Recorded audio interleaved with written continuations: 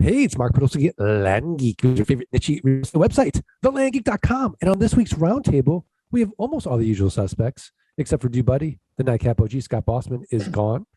But you know who we do have? We've got his partner in crime at Nightcap, the Zen Master. Breathe in the mailing, breathe out the marketing. Mike Zaino. Mike Zaino, how are you? Doing great. Thanks for asking. Good to see you. We have the technician, Erik Peterson. Erik, how are you? I'm doing excellent. Happy to be here. Good to see you. Putting in the reps, Teria Harris. How are you doing? I'm well. Good to see you. Good to see you too. I love it when you call me Big Papa. Tate Litchfield. Tate, how are things? Happy to be here, man. Happy to be here. Good to see you. And of course, you know him, you love him, the brain, the professor, your flight school Sherpa, Scott Todd, scotttodd.net, landmoto.com. Learn anything about anything, investorninjas.com. Scott Todd, how are you? I'm great. Mark, how are you? I'm great. Tate Litchfield, we've got a great topic for this week's roundtable. What do you got? All right. So one of the questions that I see come up all the time is, I don't know what I'm supposed to do today. And it's pretty simple, right? I mean, as land investors, we don't all have the luxury of like being born and raised in the land investing community. So this is a new concept for all of us. And for many people, you're learning and developing as an entrepreneur. And so it's pretty obvious what our goals are. Our goals are to buy land and sell land. But I think we need to, in the spirit of outsourcing, in the spirit of hopefully making our days a little less chaotic, come up with a list of what must get done every single day, right? And certain things need to be done on certain days of the week. And so my question for the land investing professionals that we have on the podcast today is, what are your top 3 activities that you do on a daily basis? What do you wake up and say, before I check the bank balances, before I do anything else, these are the 3 things that must get done, regardless of whether or not you're on vacation? And the goal here is to strive to be like Scott Todd. When Scott Todd wakes up in the morning, he says, where did I leave my keys last night? Where am I going to go on a flight for? I mean, this guy, his goals are not the same as you and I's, but that's because he's perfected certain things in the business, right? He's perfected the outsourcing. He's perfecting the hiring. Scott Todd has become an expert at hiring experts. And as a result, his top 3 priorities are going to be different than Erik's or mine or Teria's or Mark's or Mike's. So I'm curious, what is everybody else's top 3, non-negotiable activities that they must do on a daily basis? I get the sense Scott Todd's so good at outsourcing that when he goes to bed at night, he's actually delegates somebody to dream for him. And he wakes up in the morning, he's like, what did I dream about? I mean, I talked to Scott one time and, his top priorities are checking the weather, right? He needs to make sure that there's no turbulent air up there, picking his flight plans, making sure the donuts got the delivery of fresh flour so that they're going to have donuts ready for him in the morning. I mean, it's rough. He's worried about other people's jobs now that will influence his day-to-day activities. This podcast has just gone off the rails. We should just end it right here. This is ridiculous. I don't think so. I think we got a good topic. Let's start with, because he loves starting, and I think if he didn't start, he would be so disappointed, and he wouldn't feel the love. The Zen Master, Mike Zaino. Let's start with you and your. I'm happy to go first on this one. I definitely don't want to go after Scott Todd, so I'll go first. So my top 3 priorities currently, number 1, I check on my team. So we have a team of VAs that work for us. So I check in with them each morning and make sure that there's nothing I can do to assist them and what they're doing and so on. So that's number 1. Number 2, always doing deal review. I do still do our deal review. So we always have a virtual stack of deals that we need to either decide to move forward or to kill them. So deal review is number 2. And number 3, I'm always looking to somehow improve a piece of the system. So, look at, something that one of the team members is doing. How can I improve it? What's happened over the last week that maybe I need to adjust based on, what they did. And, because sometimes you make processes, you have to adjust them. So those are the 3 things that I think about. I love it. Let me ask you, Mike, when you are in the thinking mode, do you set your priorities at that night before? Do you set them on a day of the week? Yeah. Do you set them up that morning when you and Laura are doing your walk and going to get coffee and, doing some kind of crazy workout? I wish we had the type of person that had like this action plan for my whole week, but the reality is if I focus on those sort of generic topics, I know I'm doing the right thing. So those are there every day, right? I just keep it simple in that regard. I wish, I'm a big fan. I always say it of backpacks and notebooks because they represent organization to me. And so I'll buy I am all over the place. It doesn't mean I'm organized. So I wish I could plan my week out ahead of time. Maybe somebody on this call does that, but I don't at this time. Okay. Let's go to the technician, Erik Peterson. Erik, what are your top 3 priorities that you try to accomplish each day? Believe it or not, mine are essentially identical to what Mike just rattled off. I guess I could add a couple other things that aren't necessarily daily, but things I look at weekly or monthly. And that's, I'm going to be checking metrics for the business just to make sure we're on track to achieving goals, moving in the direction we want to be moving in. And also planning for deals of the week. We schedule those monthly. I still choose the properties, choose the deal we're offering and stuff like that. So I think probably in the not too distant future, that'll be handed off to my sales manager. But for now, I'm still doing that. So that happens on a monthly basis.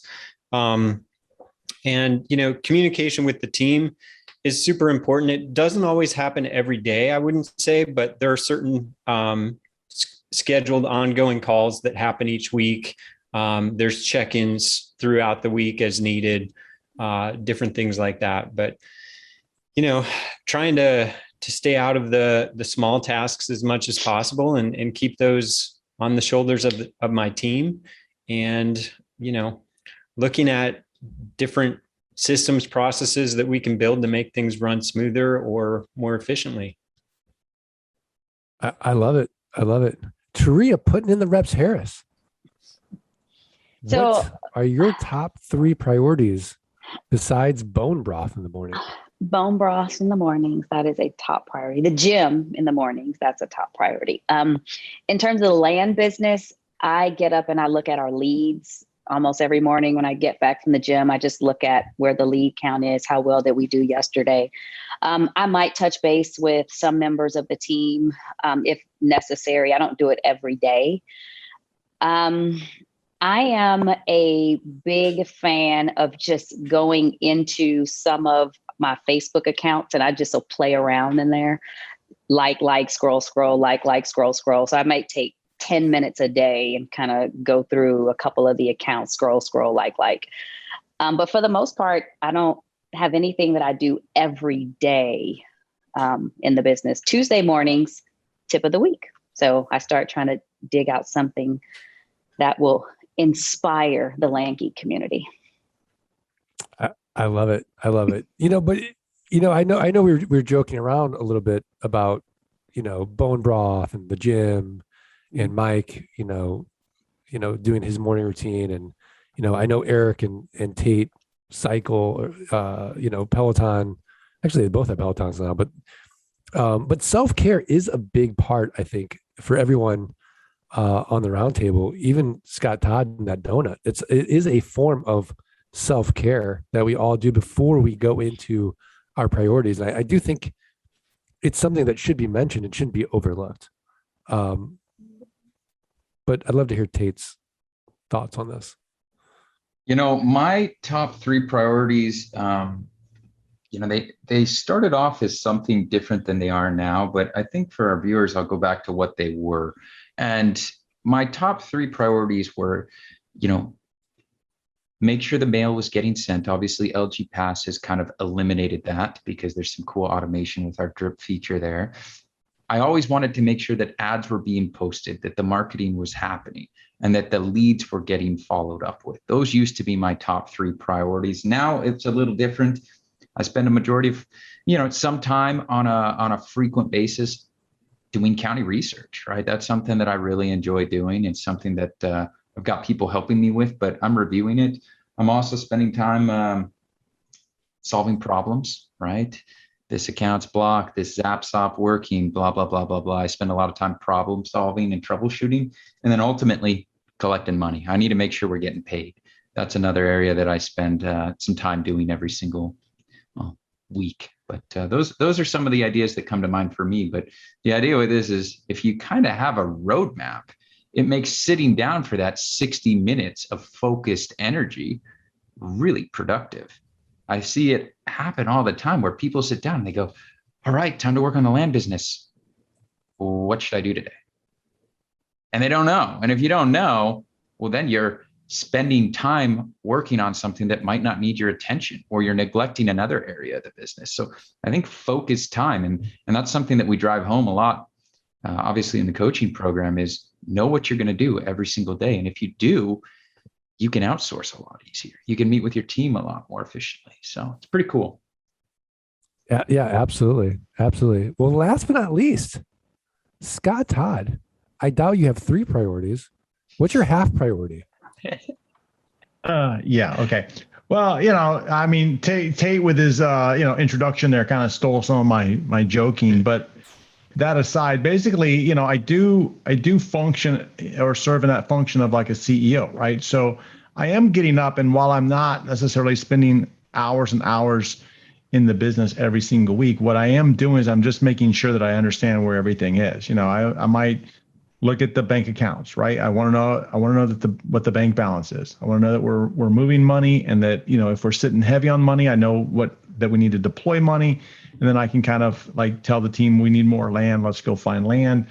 So the money aspect is one of them, making sure that the money's getting there. That's an important piece, because if you don't make sure that the money's getting there, you got different problems. Kind of like what Tate was saying, you want to make sure that you're collecting the money. And so I'll kind of look at that. I look at how much we collected the day before, so that I just kind of have an idea where the bank accounts sit, just to make sure everything's going smoothly. After that, I'm just kind of seeing if there's any roadblocks, right? So I might scan through email, see what's there, and see if there's a way that we can kind of remove a roadblock, or see if I see an ongoing pattern for roadblocks or bottlenecks, whatever word you prefer. And then if so, then I might kind of point things out to the team. And the one thing I do every single month religiously is every month, just as I teach in flight school, is I redraw the entire business end to end, so I understand what's going on with that. And I'm always looking over that process map or swim lane to make sure I like what I see. And it used to be, how do I get myself out of it? Now it's like, well, where's the repeating bottlenecks? Where's the stuff that I continue to have to kind of get involved with, or keep my eye on? And I've tried to figure out a better way of doing things there. And today, I mean, ultimately, I spend more time, kind of outside of my land business with Land Moto, and also with LG Pass. So that's kind of a fun pastime more than, actually working in the land business. Yeah, no, absolutely. And I mean, for me, I think I don't want to just say exactly what Scott said, but that is my priority, is thinking like a CEO. And really, I like to think out a week in advance, sometimes a month in advance, like what is the big goal I want to accomplish for that week or that month? And then what are the tasks associated with accomplishing that goal as well? But also, who are the people that are going to be responsible and empowered to doing that, so that I can have the time to, read or think strategically and look at things, a little bit more creatively about the business and life in general. So, my top priority is really just thinking strategically about the business. And if that is happening because I'm in something, well, then that type of priority then shifts, like, well, how do I get out of that so I can get back to that CEO role? But I really liked what everyone had to say, and Tate, I think it was a really great topic to bring up, not just for newbies, but even for people who are more advanced in the business. Because if we don't really if we're not really intentional about our day, the day just goes, and we go to bed at night like, wait, what did I do all day? And it's like putting, like sand in your fingers. Everything just kind of slips through. Tate, do you agree? Yeah, I mean, time management, it's possibly one of the greatest skills that you can develop either, early on in life or later on in life, because we're all given the same amount of time every single day, but the people who know how to use it correctly get significantly more done. To run a land business by yourself will take your entire day. It will, guaranteed. But if you learn how to run a land business using other people's time, you can magically do whatever you want whenever you want to. And that's really what this business, this lifestyle is truly about. It's about learning how to use your time well and rely on other people who are willing to donate their time to help you get from A to Z faster. So ultimately, that's what it comes down to, in my opinion. Yeah, I agree 100%. Teria Harris, do you want the last word on this? Sure. I agree wholeheartedly with Tate. I think in the beginning, we can get so bogged down in minutia, trying to figure out what to get done. How do I get it done? So just sitting down and planning it out, even if it's a daily basis or a weekly basis, just being intentional. On Mondays, this is what I do. On Tuesdays, this is what I do. It just helps until you get into a better cycle of managing your time. Absolutely. Well, we're now at that point in the podcast where we get to put Mike Zaino on the spot and ask him for his tip of the week, a website, a resource, a book, maybe a quote, something actionable for the Art of Passive Income listeners to go improve their businesses, improve their lives. Mike, what do you got? It could possibly be a quote. Now, listen,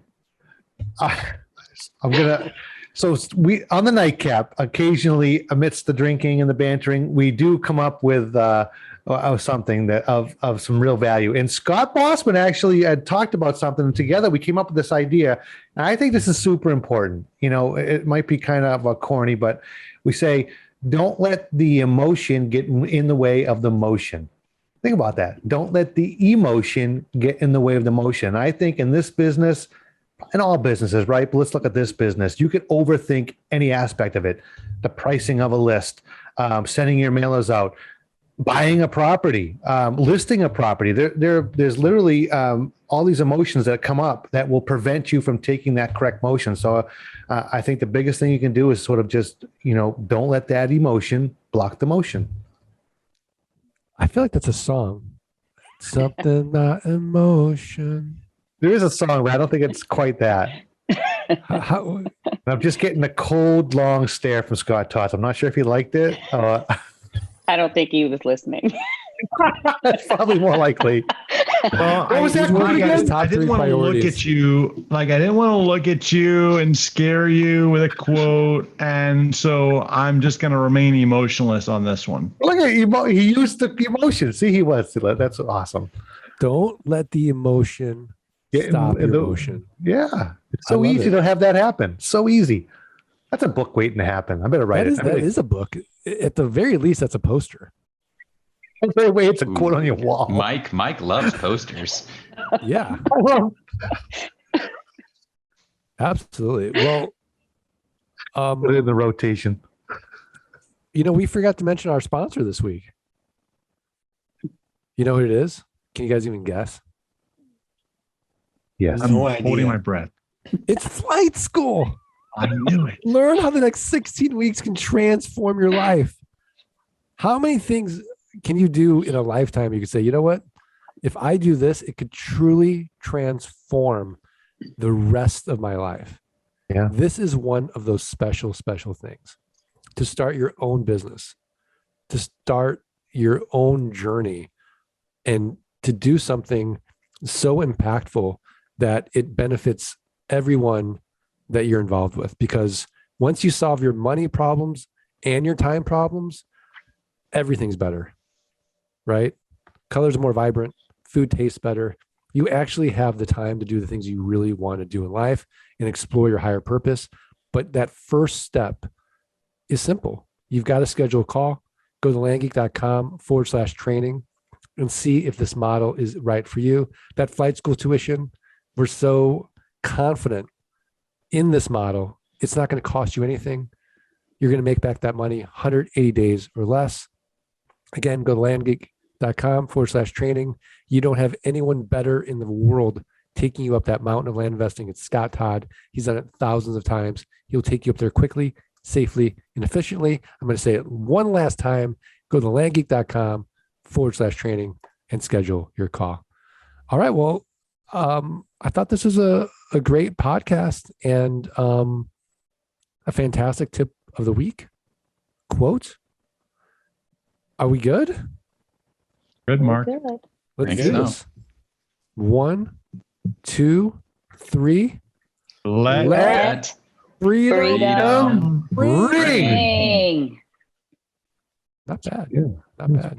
Pretty good. If you're getting value those from flight the school people, podcast. man, they're very generous with how much they support this podcast.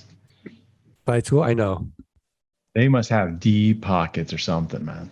I don't want to talk about that contract, but let's just say it's good enough to have me, Yeah, I mean, be that dancing bear every week for them. every week, man, every week. Every week. I do want to mention that if you're getting value from the podcast, do us a favor, follow, rate, review the podcast, send us a screenshot of the review, support@thelandgeek.com. I'm going to send you a signed copy of Dirt Rich. It's better than a sharp stick in the eye. Erik Peterson. It is. Slightly better. I heard one sold on Amazon for over $1 million recently. Is that true? Yeah, I mean it's starting to get in the circles of a rare collectible. Wow. So, Impressive. yeah. In the metaverse, not in the real world. When are we But going to get an The metaverse. When are we going to get an NFT of that? An NFT of Dirt Rich? Dirt Rich, yeah. I want that. Nick O'Neill, Nifty Nick, I if you're want that. listening, it's a great idea. Let's do it. Maybe that's what you need to give out too. In addition to a signed copy, an NFT of Dirt Rich. It only exists once. Yeah, is that like It's the a first It's a one of one. How So about you could make like 20. You could make like 200 of them, right? And maybe we do it that way. Like, hey, the next 200 people to subscribe to the podcast get one of 200 of these things. Oh, That's right. You could break out the chapters, maybe the cover, Ooh. the chapters, or you could go page by page. I got page 52. I like it. would your first podcast ever be an NFT? Like the first, is that what it is? Like the first release, the first video you ever posted? Is that what we're talking about? Is that how it works? I feel like I'm talking with my dad now, Mike. We're probably close in age. Ouch. We're probably close in age.